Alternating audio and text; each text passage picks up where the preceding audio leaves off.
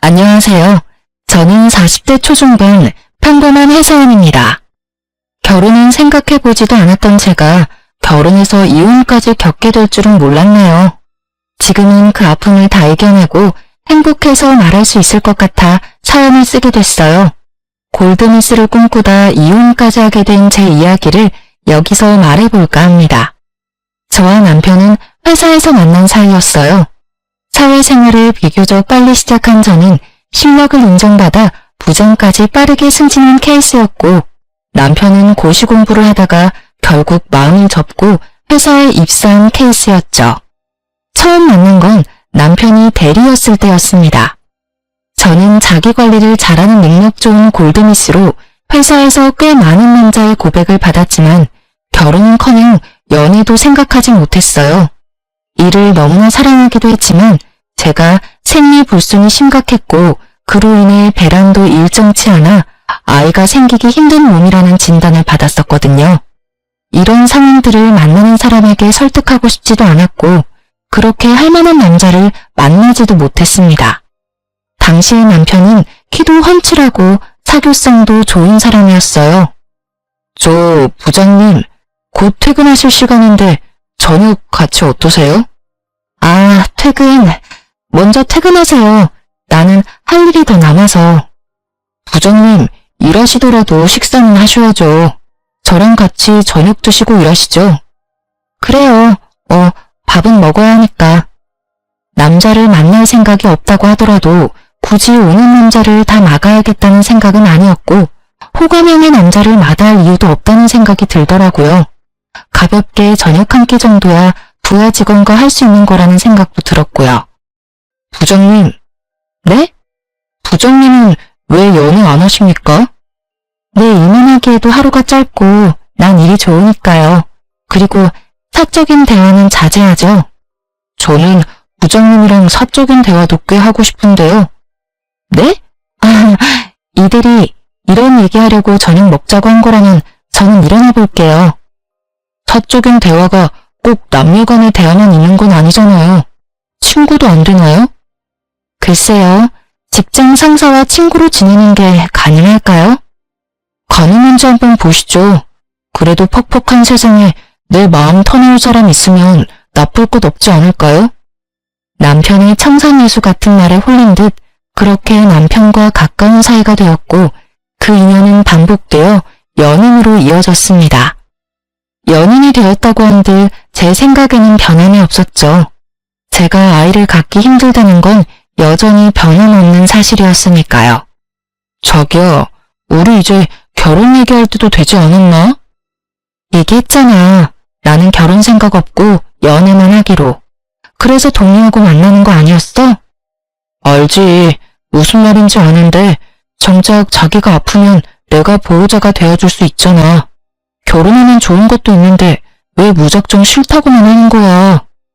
남편의 말에 마음이 흔들리더군요.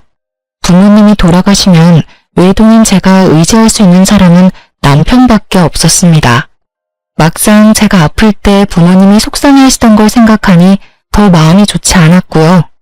제가 혼자 남을 것을 매일 걱정하던 부모님이었습니다. 결혼 하기가 그렇게 싫어? 알잖아. 애 가지기도 힘들고 그런 걸로 흠잡히고 싶지도 않고. 아이가 결혼의 전부는 아니야. 너만을 사랑해줄 남자도 얼마든지 있을 거야. 나 혼자서 잘 살 수 있는데 뭘. 에이, 엄마 아빠 걱정이나 하셔. 우리야 노후 준비도 다 끝냈고 너 아니면 이렇게 걱정할 일도 없다. 너만 잘 살면 우리는 아무 걱정 없어. 그러지 말고 잘 생각해봐. 우리가 평생 사는 것도 아니고 우리 없으면 너 혼자 남을 생각하지? 엄마 정말 속상해서 잠은 잘 수가 없어. 왜 너처럼 잘난 애가 혼자 살려고 하는 거야? 아이를 아예 못 갖는 것도 아니고 힘들다는 얘기지 않니? 혹시 모르는 거니까. 아빠, 나 이미 생각 확고해요. 그만 얘기하세요. 아이를 가질 수 없다는 이유 하나로 혼자 살겠다고 씩씩한 척 살아가는 제가 항상 마음에 걸린다던 부모님의 말씀이 머리에 스쳤습니다. 나 할 말 있어. 듣고 나서 나랑 헤어지겠다고 해도 붙잡지 않을게. 당신 선택 존중할게. 무슨 얘기인데 이렇게까지 얘기해? 나 생리 일정하지 않은 거 당신도 알지? 알지. 어쩌다 건너뛸 때도 있고. 그렇다는 건 알고 있었어. 병원에서도 아이 갖기 힘들 거라고 하더라고. 그래? 그렇구나. 그래서? 그래서라니? 당신이랑 결혼하면 우리 이제 뭐 아이와 행복한 가족 그런 거 못할 수도 있다는 얘기야. 너랑 나 둘만 보고 살아야 할 수도 있다고. 그리고 너희 어머님도 내가 아이 갖지 못한다고 하면 달가워하지 않으실 거야. 자기랑 나 둘만 보고 살면 되지. 엄마? 내가 설득할게. 그리고 나도 이 나이까지 장가 못 가고 있으니 제발 장가만 갔으면 좋겠다 하는 분이셔. 걱정하지 마. 막상 그렇게 말하셨어도 결혼하는 손주 바라는 건 당연한 마음 아니시겠냐는 거지. 나 못 믿어? 내가 다 책임질게. 내 탓이라고 할게. 난 진짜 자기만 있으면 돼. 저 하나면 된다는 남편의 말에 결국 굳건했던 마음이 흔들렸고 저희는 결혼하기로 했습니다. 시어머님께도 제가 아이를 쉽게 가질 수 없는 몸이라는 것에 대해 알리고 결혼을 했습니다. 이런 상황도 솔직하게 말씀드리는 게 가족이 되기 위해서는 당연한 거라고 생각했어요. 남편 말대로 결혼조차 생각 못했던 아들인데 잘 부탁한다고 말씀하시며 결혼을 허락해 주셨습니다. 신혼생활은 회사 근처의 자가에서 생활을 하고 있던 제 명의의 아파트에서 시작하기로 했습니다. 남편이 모아놓은 돈이 별로 없다더군요. 어차피 남편의 경제 상황을 아예 모른 것도 아니었고 제가 넉넉하니 상관없다고 생각해서 큰 문제는 아니었습니다. 저보다 일을 늦게 시작했으니 당연한 듯도 했지만 혹시나 다른 이유가 있나 궁금해 물으니 얘기해 주더라고요. 남편에게는 14살 차이 나는 여동생이 있었습니다. 시아버님은 남편이 고등학생 때 사고로 돌아가셨고 남편이 가장 노릇을 해왔다고 하더라고요. 고시 공부하는 동안 공부 뒷바라지로 고생하는 어머님을 보며 더는 안 되겠다는 생각에 취업을 하게 되었고 그 회사에서 자신의 능력으로 올라가는 저를 보며 동경 그 이상의 감정을 느끼게 되었다고 했습니다. 회사에서 번 돈으로 집 생활비, 동생 용돈, 그리고 대학교 학자금까지 모두 감당했다더라고요. 오히려 가족을 위해 묵묵히 책임지는 가정의 모습이 저에게는 더 좋은 모습으로 다가왔습니다. 그 모습이 저에게 독이 될 거라고는 생각도 못했으니까요. 신혜인은 영락없이 제 남편의 딸처럼 행동했습니다. 14살 차이라는 큰 나이 차이 때문도 있지만 아버지의 역할을 해왔던 남편에게 의지하는 듯도 보였습니다. 대학 생활을 시작하며 독립해서 살고 있던 신우이가 어느 날 배가 불러 찾아왔습니다. 오빠. 너 이게 뭐야? 배가 왜? 나 임신했는데 무서워서 말을 못했어. 나 결혼해야 될 것 같아. 그래도 나랑 아이 책임져 주겠대. 아, 그래. 네가 애도 아니고 네 인생 네가 알아서 산다지만 오빠한테 진작 얘기를 하던가 이제 와서. 그래서 그런데 오빠, 나 결혼자금 좀 주면 안 될까? 한 푼도 없이 그냥 시작할 수는 없잖아. 아이도 키워야 하고. 그래, 오빠가 해줄게. 정식으로 남자친구 데려와서 인사시키고 하루빨리 결혼식 올리자. 더 배불러 오기 전에. 진짜? 진짜? 오빠 고마워. 역시 우리 오빠밖에 없어. 근데 오빠보다 언니가 더 잘 벌지 않아요? 언니도 같이 보태주실 거죠? 아가씨, 저희 결혼하면서 경제관리 따로 하기로 했어요. 그러니 필요한 결혼자금은 저한테 말씀하지 마시고 오빠한테 받으시면 돼요. 저도 주겠다는 돈에 대해서 아무 말 하지 않을 거예요. 언니, 너무 매정하게 얘기하는 거 아니에요? 우리 그래도 가족인데 하나밖에 없는 신우이가 결혼하는데 뭐 안 해주는 거예요? 그럼, 그래요. 그럼 내가 혼수는 몇 개 해줄게요. 그건 제가 드리는 개인적인 선물인 걸로. 고마워요, 언니. 오빠, 진짜 결혼 잘했어. 언니 최고예요. 신우이가 가고 나서 남편과 얘기를 했습니다. 자기야, 자기 동생한테 줄 돈 혹시 나랑 살면서 모으기 시작한 그 돈 주려고 하는 거야? 뭐 이런 일이 생길까봐 모아놓았던 거니까. 내가 돈 보태주지 않는 거 서운하게 생각하지 마. 애초에 우리 결혼할 때부터 약속했잖아. 알지. 그래도 우리가 남은 아니니까 혼수 정도는 해주고 싶었어. 그 정도까지만 할 거야. 고맙게 생각해. 사실 아무것도 안 해줘도 할 말 없고. 그동안 우리 엄마한테 종종 당신이 용돈도 따로 드리는 거 알고 있었어. 미안해서 말 못하고 있었지만. 그건 당신과 무관하게 내가 어머님께 드리고 싶어서 드리는 거니까 마음에 두지 마. 그렇다고 미안한 마음에 우리 엄마나 아빠한테 따로 돈 드리거나 하지도 말고. 우리 부모님은 내가 챙길 테니까. 알았지? 사실 저희가 결혼을 하며 결혼 계약서를 작성하고 공증을 받아놓았습니다. 부모님이 아니면 저 혼자 살아가야 하는 인생에 남편을 믿고 결혼하기는 하지만 형제가 없는 저는 부모님이 무슨 일이 생기면 제가 다 감당해야 하는 상황이니 부모님께 남편 눈치 보며 용돈 드리고 싶지도 않았고 각자 부모님과 집안에 대해서는 각자 하는 게 맞다고 생각했거든요. 그래서 결혼 계약서에 서로의 집안에서 발생한 상황은 본인의 돈으로 처리하도록 하고 자금 관리도 각자 하는 것으로 했습니다. 이 계약서 때문이라도 남편은 저에게 요구할 수 없었겠죠. 시댁의 문제 때문에 우리 집에 경제적 무리가 오는 것도 안 된다고 딱 잘라 말했고 남편도 그에 대해 동의했습니다. 남편은 본인이 모아놓은 돈 5천만 원을 모두 신우이에게 결혼자금으로 주었고 신우이는 저와 남편이 해준 돈과 혼수로 결혼 생활을 시작했습니다. 여기까지는 문제라고 생각하지도 않았어요. 그럴 수 있는 일이라고 생각했죠. 문제는 그 다음이었습니다. 결혼한 신우이가 아이 낳고 1년 만에 이혼하고 집으로 돌아왔더라고요. 어이가 없었습니다. 아이는 남편에게 주고 왔다면서 늘어놓는 말이 가관이더라고요. 누구는 낳고 싶어도 낳지 못하는 아이를 신우이는 거추장스럽다는 듯이 표현했어요. 애 때문에 나는 집에 묶여있는데 그 자식은 맨날 나가고 내가 참는데 한계가 있지. 애도 네가 키우라고 하고 나와버렸어. 이혼했으니 나도 내 삶 살 거야. 애한테 묶여서 내 인생 그렇게 버릴 수 없어. 이 철딱선이 없는 거사. 아무리 그래도 엄마가 애를 놓고 나오니. 내가 돈을 버는 것도 아니고 어떻게 무작정 애를 데리고 나와. 그리고 애 데리고 나오면 누가 나랑 결혼하고 싶어 하겠어? 이혼녀 딱지도 짜증나는데.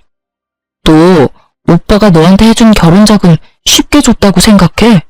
너 행복하게 잘 살았으면 해서 다 털어준 건데 이게 지금. 그건 나도 미안하게 생각해. 그런데 오빠한테 미안하다고 내 인생을 망칠 수는 없잖아. 이왕 이렇게 된 거 알바라도 하면서 본인 인생 어떻게 살지 잘 생각해 보세요.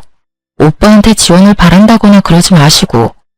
언니, 제가 언니한테 뭐 해달라고 했어요? 언니가 왜 그렇게 얘기해요? 오빠도 아무 말 안 하고 있는데. 어디서 대들어. 네가 잘한 게 뭐가 있다고. 조용히 해. 네 인생 그렇게 살고 싶다 했으니 어디 한번 혼자서 잘해봐. 그렇게 신우이와 단판을 짓고 집으로 돌아왔고 한동안 조용히 지내는 신우이를 보며 그래도 정신 차리고 잘 지내는가 보다 생각했죠.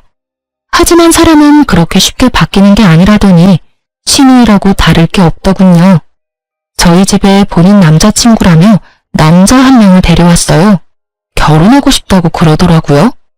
이렇게 인사시킨다며 남자를 데리고 온 게 이혼하고 돌아온 지 불과 6개월 만이었습니다. 기가 막히더군요. 정신 차리고 살고 있나 했는데 그게 아니었어요.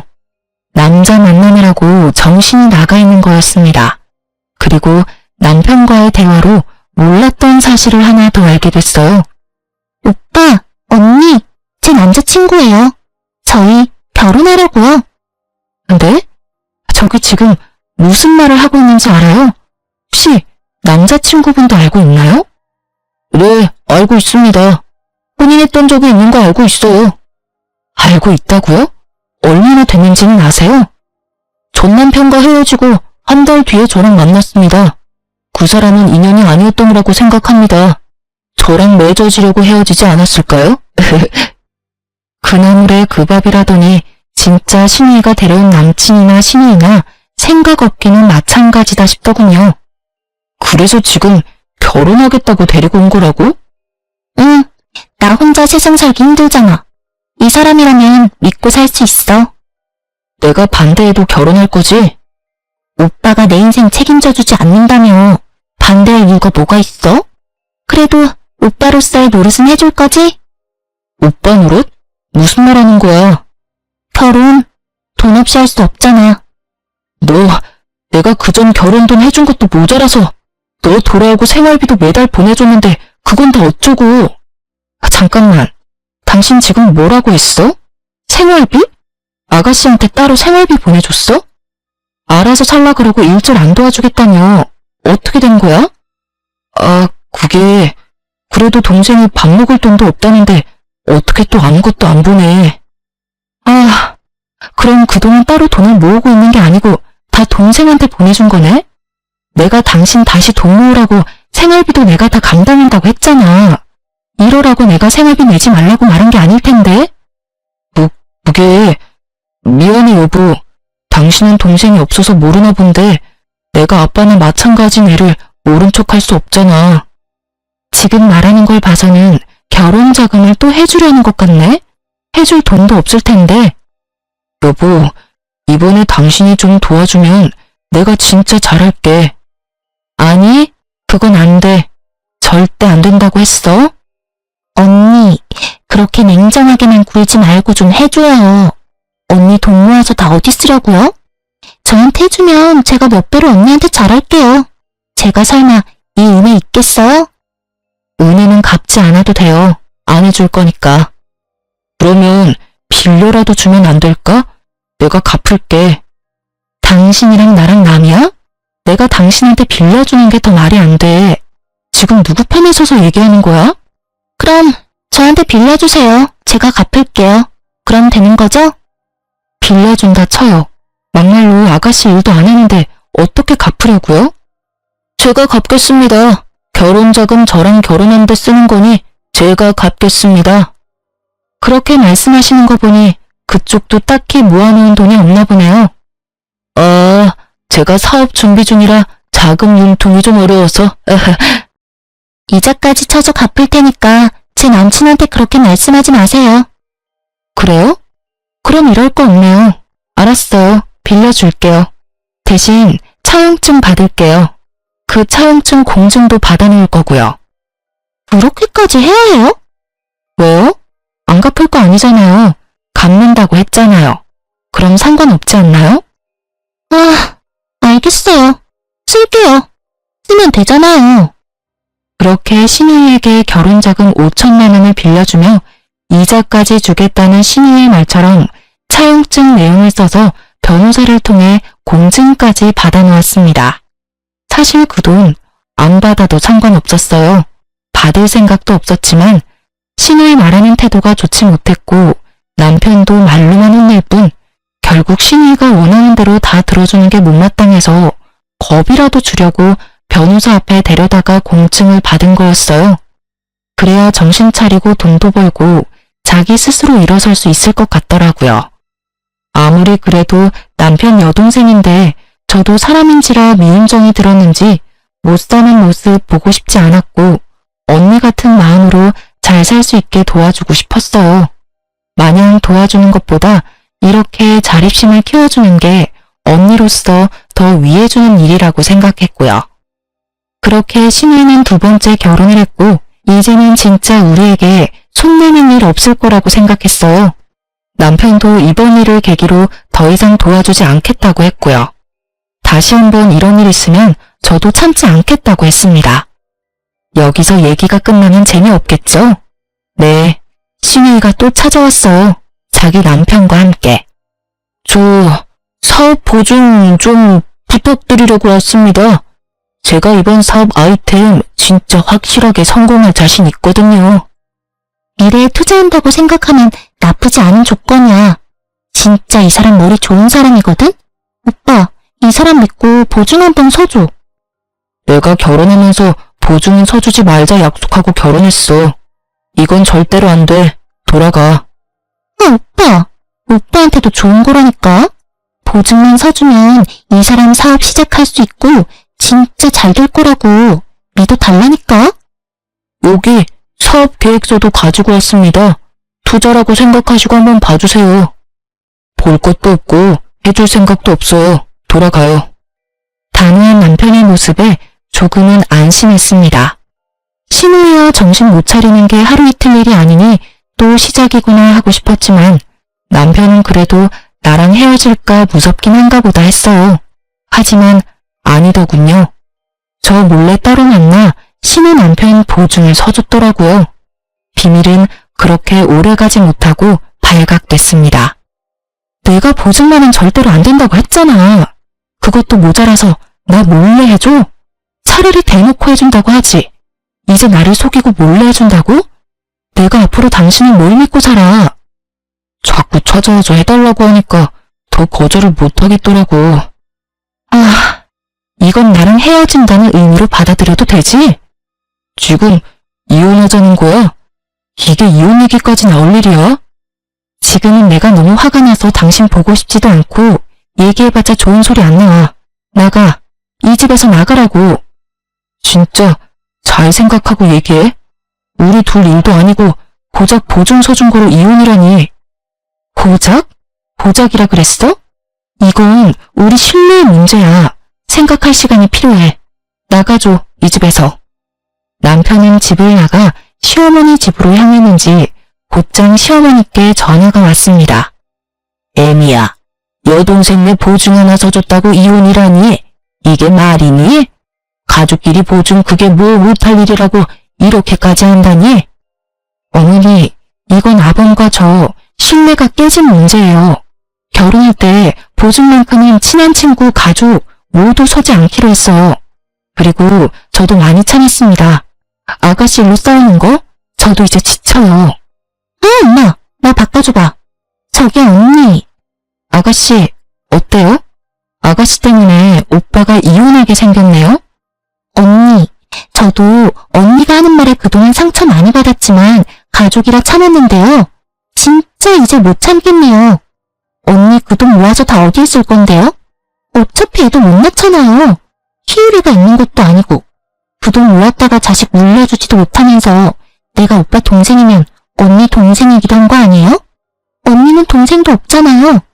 내가 딸이라 생각하고 나한테 잘해주는 게 그렇게 힘들어요?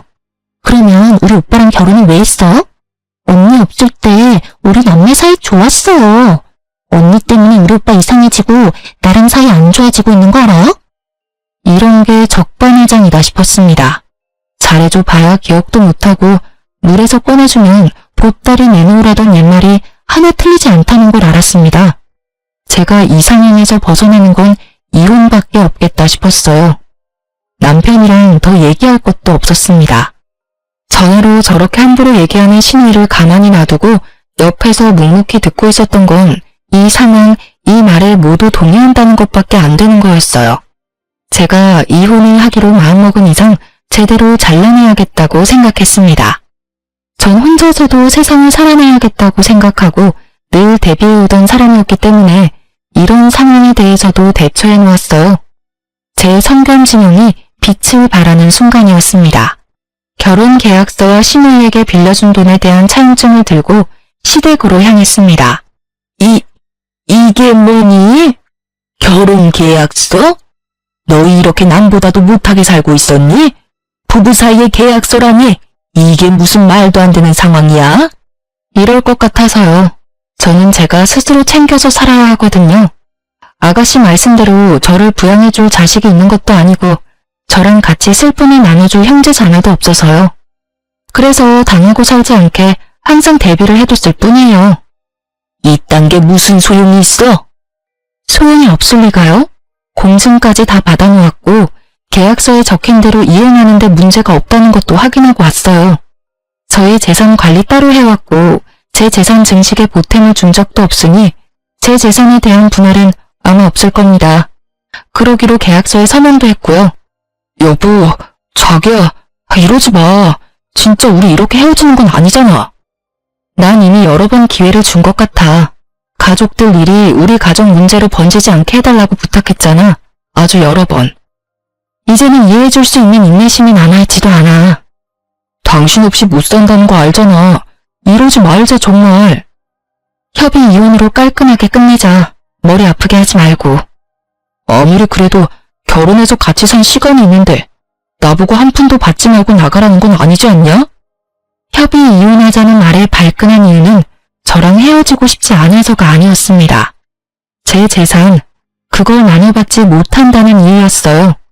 저를 사랑해서 저를 놓지 못하는 게 아니었습니다. 이때까지 내가 알던 사람이 만나 혼란스러웠고 머리를 한 대 맞은 것 같은 충격까지 오더군요. 솔직히 제가 헤어지겠다고 하면 가족을 버리고라도 저와 살겠다고 할 줄 알았거든요. 자기가 아무리 퍼줘도 밑 빠진 독처럼 오빠한테 바라기만 하는 신우이, 그리고 그 신우이마저 안타깝다는 생각으로 오히려 아들에게 요구하는 시어머니, 그 사람들을 두고 저를 선택할 거라고 생각했어요. 적어도 전 그 사람에게 피해를 주지도 않았고 시댁 식구들만 아니라면 저희 사이에는 그 어떤 문제도 없다고 생각했거든요. 그런데 막상 끝까지 가니 나오는 말은 제 재산을 나눠주지 않는 건 좀 열받는다는 말. 정신 차려야겠다 싶었습니다. 내가 이런 사람을 믿고 살려고 했다니. 이 사람에겐 내 재산 한 푼도 아깝다. 절대로 빈틈을 보이지 말아야겠다. 그 어떤 동정도 절대 하지 않을 거라 다짐했습니다. 당신이 내 재산에 보태준 게 뭐가 있어? 오히려 내가 당신한테 보태주지 않았나? 이런 식이면 당신 동생한테 빌려준 돈, 이것도 차용증 있는 거 알지? 이것도 받아낼까? 당신 봐서 이건 안 받고 헤어지려 했는데 이런 식이면 이것까지 그냥 다 받아내고. 아이씨 진짜. 제 할 말을 다 하니 남편은 소리 지르는 것 말고는 아무 말도 못하더라고요. 그렇겠죠. 할 말이 없을 수밖에요. 만약의 경우 최악의 수를 생각하여 준비했던 것이 도움이 될 날이 오리라고는 상상도 못했는데 역시 믿을 건 저 자신밖에 없다는 생각이 더욱 확고해졌습니다. 결국 남편은 협의이혼 합의서에 서명했고 이혼을 진행하게 되었습니다.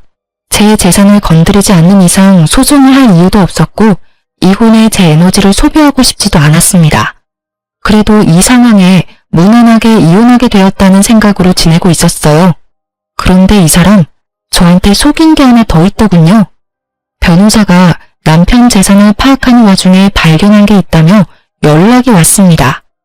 저에게 말하지 않고 구입해둔 소형 건물이 있다고. 제가 신우의 혼수를 해주고 신우의 재혼 비용을 빌려주는 동안 남몰래 자기 앞으로 건물을 사두며 결국 나보다 더 재고 따진 건 남편이었구나. 그 생각에 눈물이 앞을 가렸습니다. 이 사람 나밖에 믿을 사람이 없다더니 나를 제일 못 믿고 살았구나. 심지어 이 건물을 시어머니 명의로 바꾸려 했나 보더라고요. 혹시 모르니 변호사가 가압류부터 거론이 차 있었는데 이래서 전문가의 도움이 필요하구나 싶었습니다. 저를 바보로 알았나 봐요. 이 정도로 허술하게 재산을 은닉한 걸 보면요. 남편은 당연히 시어머니 명의로 변경하지 못했고 이에 대해 재산 분할 청구를 했습니다. 괘씸한 마음이 들어 신우에게 빌려주었던 돈도 강제 집행을 요청했고 그 돈까지 모두 받아냈습니다. 그러자 가만히 있던 남편 쪽에서 연락이 오더라고요. 당신 동생한테 쓴 차용증 빌미로 강제 집행해서 그 돈을 결국 다 받아갔더라?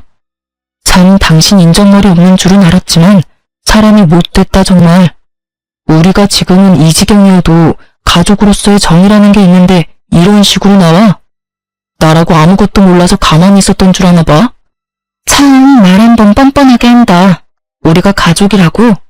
가족이어서 건물 있다는 것도 속이고 네 여동생이 잘못돼서 이렇게 된 우리 상황 생각 안 하고 나한테 인정머리 없다고?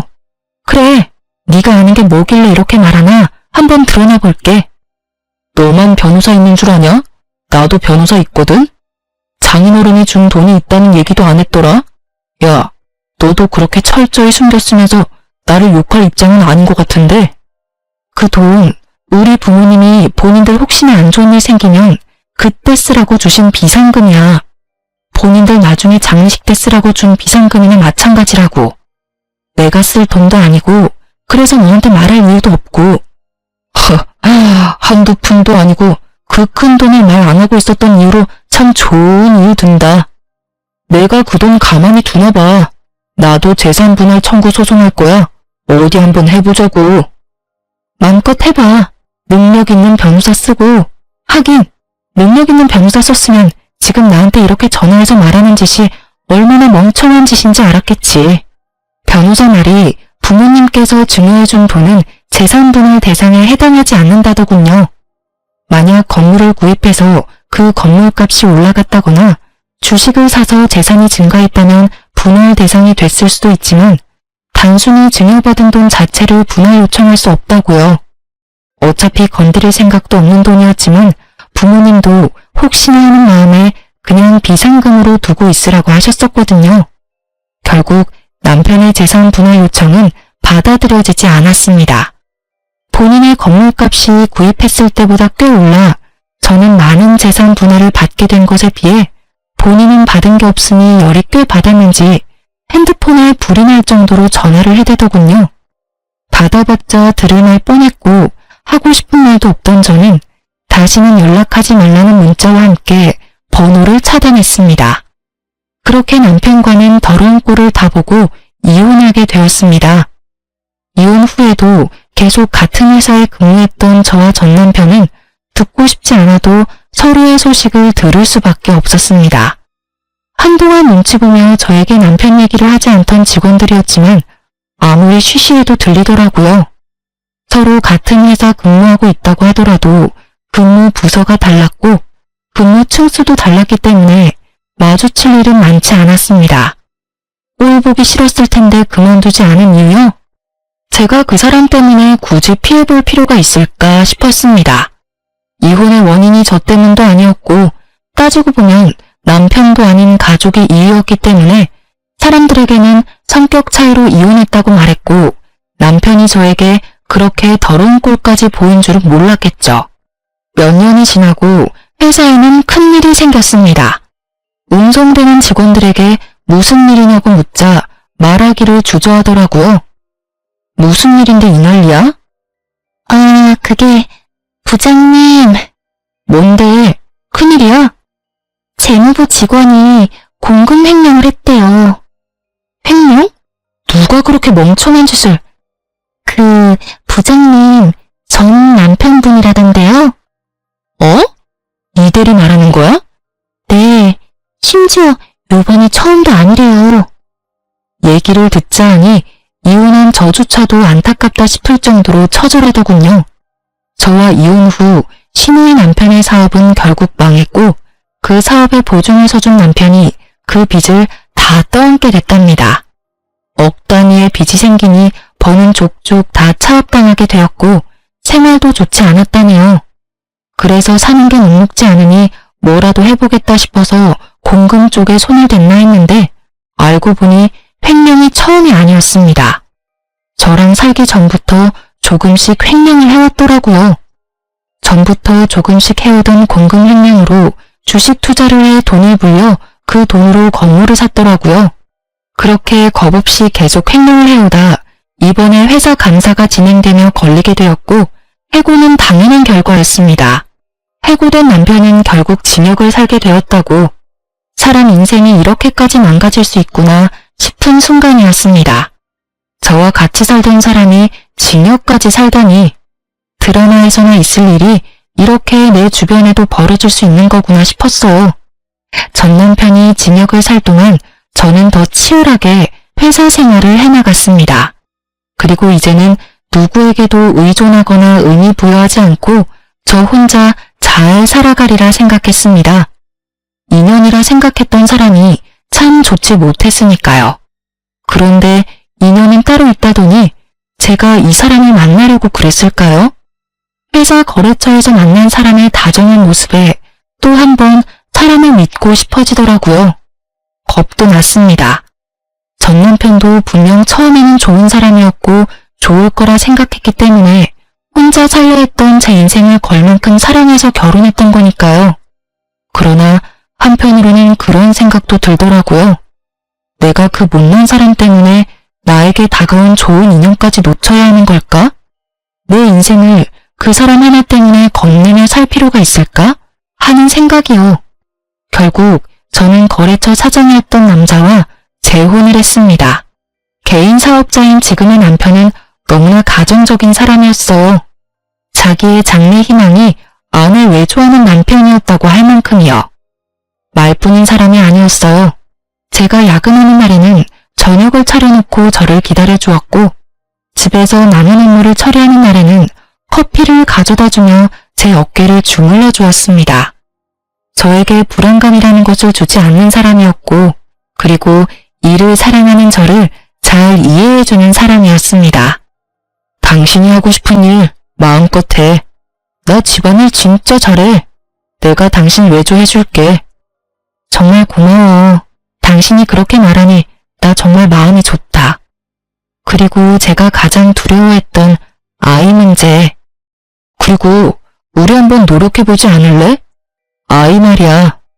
물론 아이 없이 당신과 둘이어도 너무너무 행복해. 근데 지나가는 아이들 보고 당신 슬픈 눈 하는 거 너무 마음 아파. 우리 노력해보고 안 되면 그때 우리 둘이 행복하게 살아도 좋잖아.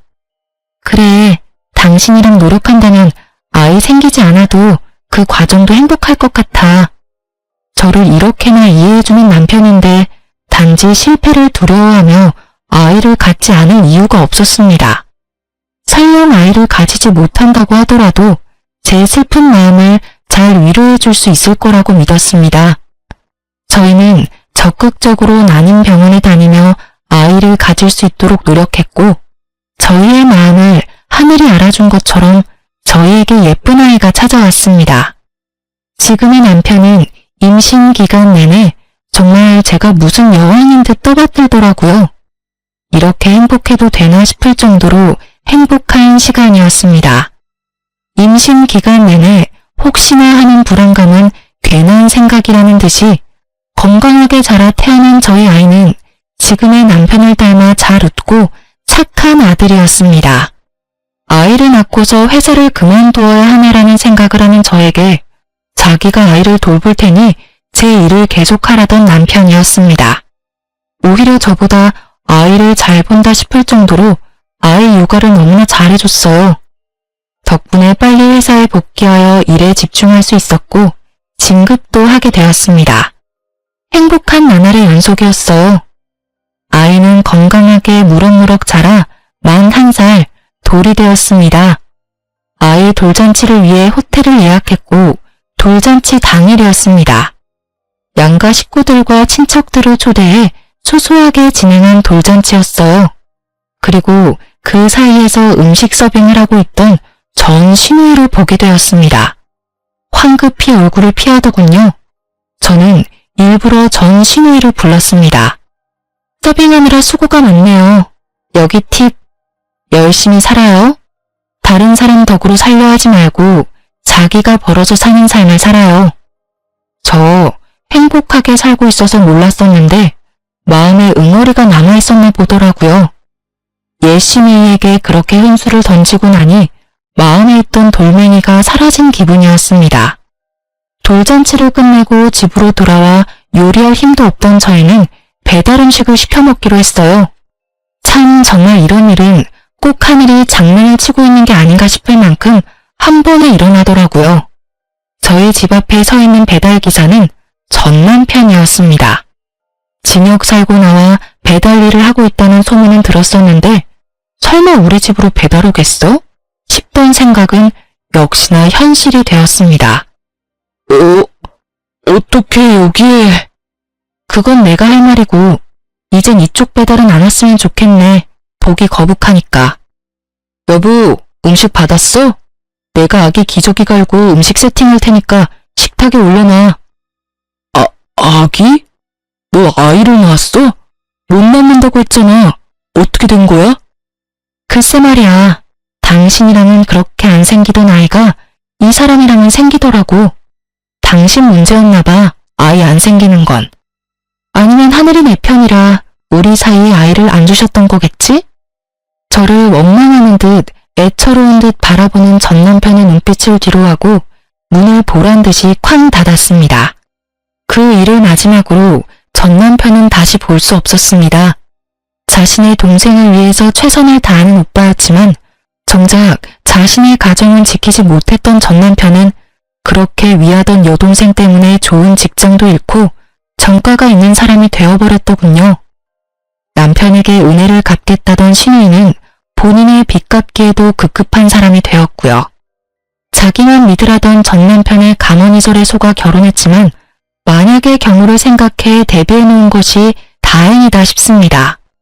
여전히 현재 결혼 생활에서도 서로의 비상금은 지켜주며 생활하고 있습니다. 전 남편이 저에게 나쁜 영향만 준 것은 아닌 것 같아요. 여자라고 해서 무조건 집에서 살림만 해야 하는 게 아니라는 것도 알았고 적어도 자신의 가족이 위기에 닥쳤을 때 서로의 눈치를 보지 않고 해결해 줄 수 있을 정도의 능력은 유지하며 살아가는 게 좋겠다는 생각에 더욱 확신해 주었거든요. 그리고 가정을 이루었다면 무엇보다 그 가정에 충실해야 하는 게 맞잖아요. 제 가치관이 틀리지 않았다는 걸 몸소 증명해준 전 남편. 만일 전 남편이 신우이나 시모가 아닌 저를 선택했다면 지금의 상황도 조금은 달라져 있을까요? 글쎄요. 전 결국 전 남편은 똑같이 우리가 아닌 자기 가족만을 선택했을 거라 생각합니다. 가족의 개념이 저와는 다른 사람이었다고 생각하니까요. 저와 같은 가치관을 가진 지금의 남편은 저와 같은 생각을 많이 하는 사람이어서인지 저의 의견을 많이 존중해주며 의견의 차이가 난다고 하더라도 그 중간점을 잘 찾아 타협해 나갈 줄 아는 지혜로운 사람이네요. 무엇보다 여전히 절 많이 아껴주고 절 존중해주고 있습니다. 저희에게 찾아온 보물 같은 아이도 별탈 없이 잘 크고 있고요. 인연이 아니라면 놓을 줄도 알아야 진짜 좋은 인연을 잡을 수 있다는 걸 알았네요. 인연과 함께라면 기적이 일어날 수 있다는 것도요. 제가 계속 신우이와 시댁을 향해 희생하다 못해 저에게까지 같이 희생하기를 강요하는 전 남편과 같이 살았다면 지금의 이런 행복한 삶은 살 수 없었겠죠.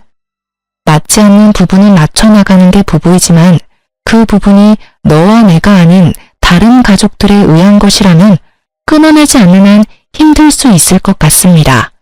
저의 경우처럼요. 언젠가 나아지겠지라는 생각으로 참기보다는 본인을 위한 선택을 하는 게 좋지 않을까 생각해 봅니다. 여러분, 날씨가 갑자기 추워졌네요. 항상 따뜻하게 입으시고 건강 조심하세요. 기나긴 제 이야기 들어주셔서 감사합니다.